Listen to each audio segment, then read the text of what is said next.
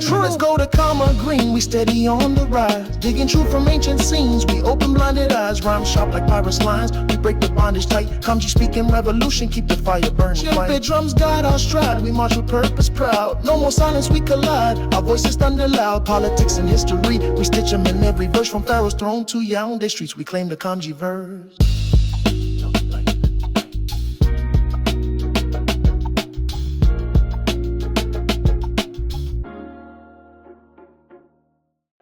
Cameroonian opposition leader Maurice Kamto is challenging his disqualification from October's presidential election, filing an appeal on Monday with the country's Constitutional Council. Last week, Kamto, who was runner-up to incumbent Biya in 2018, was barred from this year's election by Cameroon's electoral oversight body ELECAM. ELECAM cited the fact that Manadem, the party Kamto represents, has already submitted a candidate for the 2025 vote. Kamto supporters, however, are crying foul, pointing out that other parties are also running multiple candidates without pushback from ELECAM. Kamto is widely seen as the main challenger to 92-year-old President Biya, the world's oldest-serving head of state, who's ruled Cameroon since 1982. Paul Biya's extraordinary political longevity in Cameroon cannot be understood without examining the legacy of anti-Bamileke hatred rooted in French colonialism. During the independence struggle, the Bamileke played a leading role in resisting French domination, particularly through the Union des Populations du Cameroun, UPC, which France violently repressed with massacres and scorched earth campaigns in the Bamileke heartland. To secure its influence after independence, France cultivated divisions, portraying the Bamileke as dangerous rebels and subversives, while empowering leaders who aligned with French interests. This colonial strategy hardened into a durable politics of fear. Successive regimes, culminating in Biya's, have instrumentalized anti-Bamileke sentiment to weaken opposition, marginalize a politically assertive group, and consolidate authoritarian rule. Many Cameroonians, conditioned by decades of such narratives and propaganda, tolerate Biya's authoritarian rule and the system as it is, so long as it prevents a Bamileke from ascending to power. At the same time, others believe that Cameroon would rapidly develop if a leader from the Bamileke grass fields, with their tradition of cooperative enterprise and economic dynamism, were allowed to govern. A possibility France has long opposed, fearing the loss of neo-colonial control. Anti-Bamileke hatred, origins, manifestations, and contemporary dynamics. Genesis and historical roots. Hostility toward the Bamileke has deep historical roots. Many scholars and observers trace the origins of anti-Bamileke sentiment to patterns formed during the colonial period, when administrative, economic, and social divisions hardened ethnic stereotypes and competition. These colonial structures and narratives laid the groundwork for recurring suspicions and stigmatization in the post-independence era. Colonial and immediate post-colonial commentary sometimes essentialized the Bamileke as a problematic other. For example, in March 1960, Colonel Jean-Marie Lamberton wrote an influential piece that described the Bamileke as a very troublesome stone in Cameroon's path to independence, a line that exemplifies how elite discourse could pathologize an entire ethnic community. A major source of this hostility was economic. The Bamileke relied on indigenous practices such as Njangwi, a rotating labor and savings association functioning like a tontine, to pool resources and mobilize collective work. This system allowed them to expand rapidly in trade, farming, and urban entrepreneurship. Far from being dependent on colonial structures, the Bamileke's cooperative economy often rivaled French plantations and forced labor camps. The French resented this autonomy, framing it as subversion and targeting the Bamileke with disproportionate violence. After independence, this same industriousness was recast domestically as proof of dangerous ambition. making them a convenient scapegoat in moments of political crisis.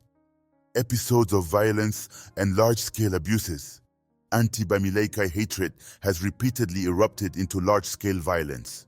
In April 1960, an arson attack in the Congo district of Douala destroyed roughly 1,000 wooden huts. Sources vary on the death toll. Estimates range from dozens to thousands. But the event stands as an early example of communalized destruction affecting Bamileke populations. The Tombel massacres of December 31, 1966 saw militias attack Bamileke villages in a campaign of systematic killing. Official figures reported 236 dead and 1,000 wounded, though local accounts and some researchers suggest higher tolls. In the early 1990s, during a volatile period of political protest and post-election tension, Bamileke traders, homeowners, and businesses were singled out. In 1991, Sawa elites publicly demanded that Bamileke traders and property owners return stolen land. And in October 1992, militias burned and looted houses and shops owned by people from the grass fields, Bamileke, within the context of a broader post-election crisis.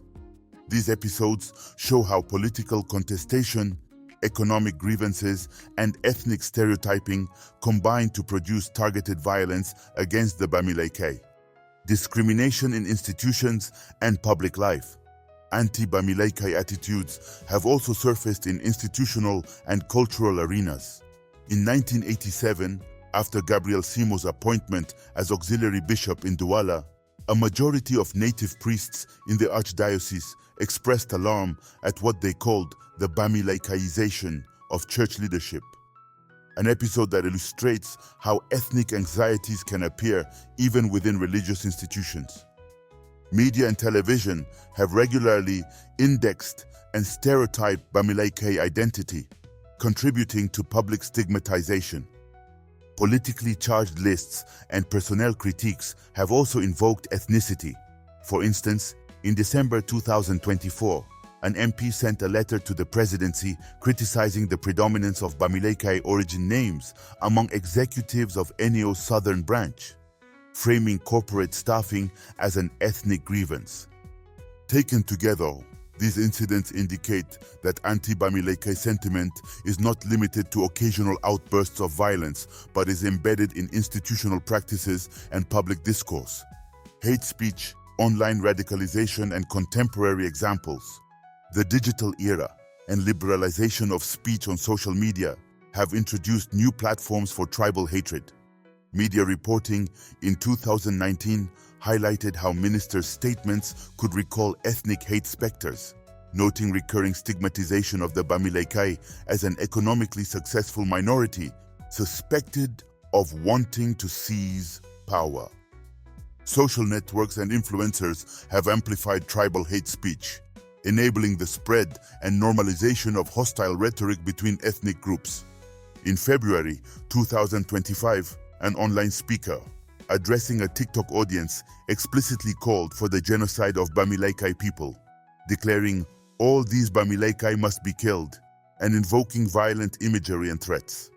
This episode is an alarming example of how genocidal rhetoric can be produced and consumed in open online forums.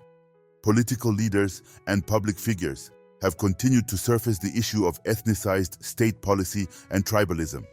In recent years, politicians and intellectuals have denounced state tribalism and anti-Bamileke hatred. And public controversies around the disqualification of certain candidacies led public intellectuals to identify tribalism and fear of the Bamileke as a technology of power that helps explain political exclusion. Ongoing charges, expulsions, and party politics. Ethnic animus has also affected party politics and internal disciplinary actions. In August 2025, a former party secretary was expelled following hostile remarks accusing the Bamileke of having snatched land from the natives. She subsequently published a resignation letter the same day.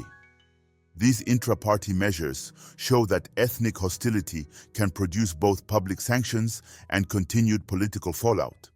Patterns, explanations, and implications. Across the historical and contemporary episodes above, several recurring patterns emerge. Stereotyping tied to economic success and political suspicion. The Bamileke have often been portrayed as economically successful and therefore as potential challengers to political power, a framing that fuels resentment and justification for exclusionary policies or violence. Instrumentalization of tribalism in politics. Political actors and state institutions have at times used ethnic fear as a political instrument to marginalize opponents, justify exclusions, or distract from governance failures. Media and elite discourse as accelerants.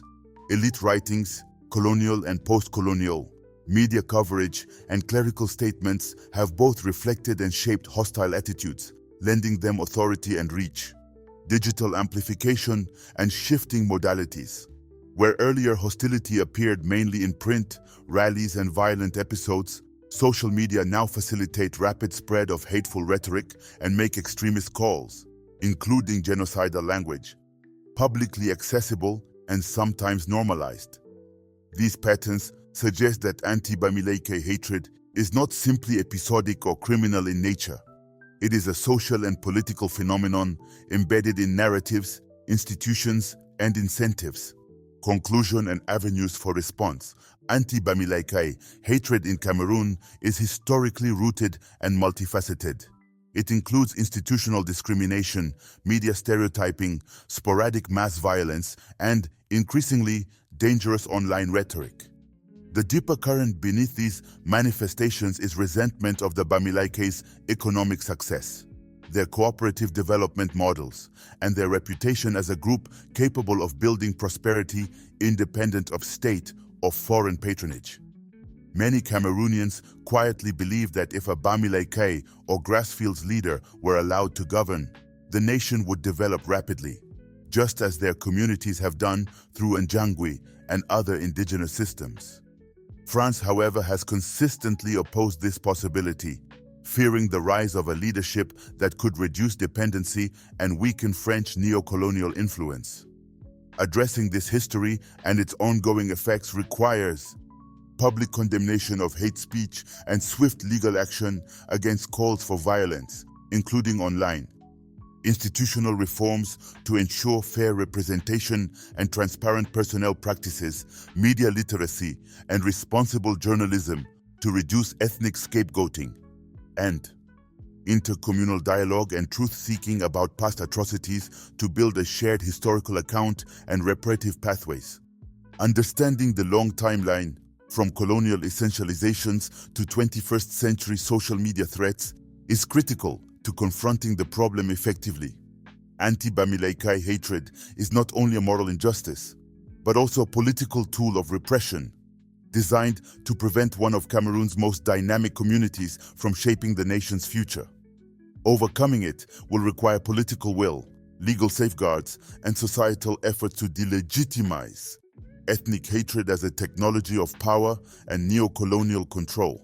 True as go to CAMEROON, we steady on the rise. Digging truth from ancient scenes, we open blinded eyes. Rhyme sharp like pirates' lines, we break the bondage tight. Kamji speaking revolution, keep the fire burning. Big drums guide our stride, we march with purpose proud. No more silence, we collide, our voices thunder loud. Politics and history, we stitch them in every verse. From Pharaoh's throne to Yaoundé streets, we claim the Kamji verse.